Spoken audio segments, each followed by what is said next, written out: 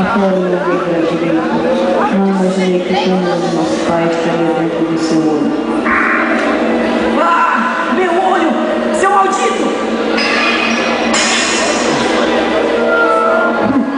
A vortex foi aberta. Agora posso chegar até o túmulo. Ah, Sessuma, não volte aqui! Finalmente, a espada pode destruir 100 yokais. E Saika.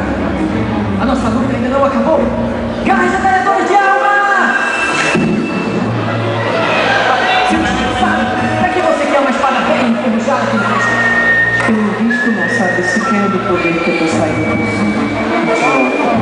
Porque nosso pai deixou que saia no meio de yokai desprezível como você. Talvez ele tenha percebido que o meio yokai aqui tenha mais potencial que você. Agora você vai ver, seu cretino!